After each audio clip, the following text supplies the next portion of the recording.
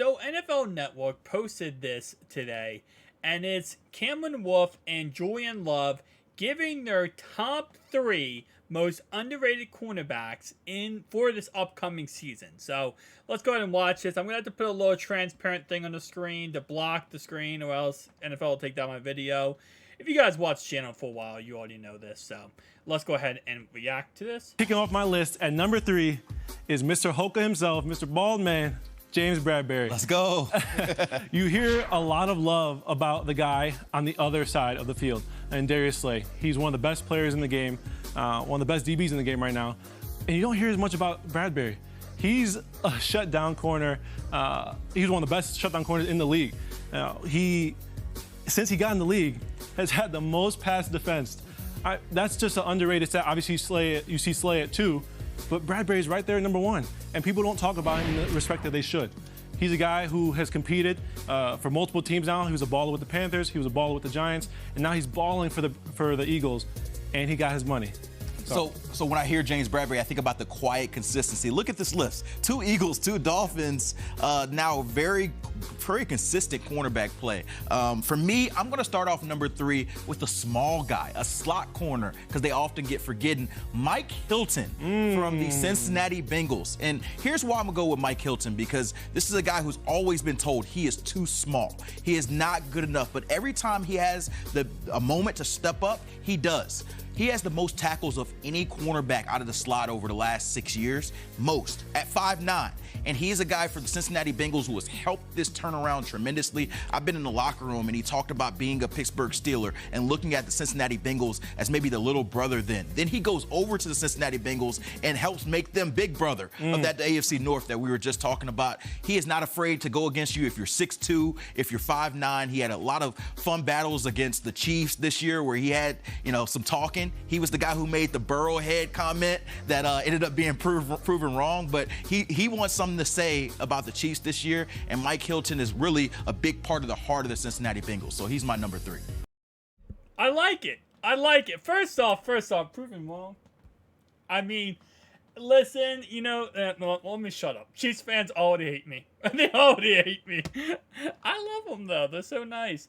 No, on a real note, though, it's kind of funny, because when you look at the Bengals secondary, Mike Hilton definitely starts to fall off a little bit when it comes to, secondary players that people talk about or are interested in. Because, you got top of the list guys, Cheeto, Cam Taylor-Britt is really making a name for himself now. A lot of people are excited about him, seeing how he does. Obviously, DJ Turner, the fresh new face there. Not as many people talk about Mike Hilton outside of Bengals fans. But, yeah, no, Mike Hilton is an absolute monster. He's that, as they would say, underrated. He's that guy that no one really talks about until he's locking you up, right? He's destroying you game in and game out, but you don't really think about him or talk about him. When you say, okay, well, you're about to go and play the Bengals, you think of Cheeto. You think of Cam Taylor-Britt. Now, obviously, last season, Cheeto was out, so Mike Hilton got a lot more play time, and obviously Eli Apple and Trey Flowers. But it's just funny because, he is probably one of the most underrated players on this team because of the fact that he just does his job to such a perfect degree where he's not ever the craziest headline player, even though, yes, he did have the most tackles from the slot of the last 6 seasons of any cornerback in the NFL. He does things like that, and he's so productive in that way without people even realizing how good he actually is. And obviously, yes, he's getting up there in age, so he's not really slowing down at all. That's what's really even more amazing is as he gets up there in age, he's not slowing down in any way. And yes, it went from the Steelers, I would say the Ravens were the big brother, and Pittsburgh first, then the Ravens became the big brother, then it was now the Bengals are the big brother, and then the little brother obviously are the Steelers and the Ravens, and the Clowns are always at the bottom of the list, always the bottom of the totem pole. That's one team I can never give credit to. I'm sorry, I can never overhype the Browns. I know my most recent video was saying the Steelers are going to have a good season. I can't say that about the Browns, man. The Clowns are the Clowns for a reason. Listen, the Cleveland Browns will always be the Cleveland Browns. They could be up by 49 points in the game, and they'll lose it. Look at the game last year, Jets versus Browns. I talked about it. But anyway, though, see, I'm already destroying the Cleveland Clownies. How am I even talking about this team now? Mike Hilton now. Can't wait to see how he does play this season. And again, he's going to get less playtime this season just because of the fact that there's so many, rotational pieces in this defense's secondary. Secondary is so freaking amazing this year. I know a lot of people are trashing it saying, oh, well, you lost Jesse Bates and Von Bell. Yeah, that's true. We also got Nick Scott.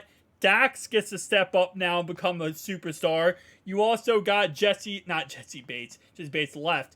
You got, why can I not remember this guy's name? Holy crap. Jordan Battle. You got Jordan Battle now who's going to step up and become a monster. DJ Turner in the slot. Well, not in the slot, but DJ Turner's going to be a rotational piece.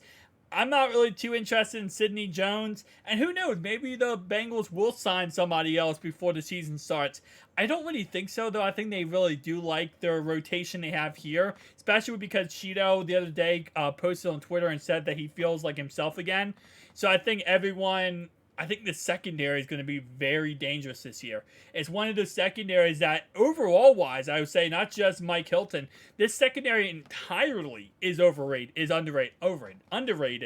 because of the fact that people are thinking, oh, they lost their safeties. This team's going to get destroyed. They're not going to be able to shut down the Ravens receivers.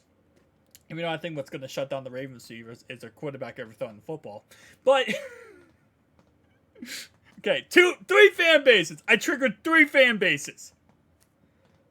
And I said Steelers were going to be okay. So, that they didn't get... They might get triggered. I said Steelers. Don't say Steelers because then they get triggered. The Falcons suck. Okay, that's 4. That is 4.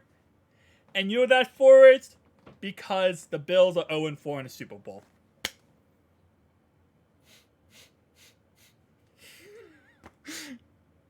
I don't know. This video just became me triggering fan bases. I do it every single time I talk, apparently.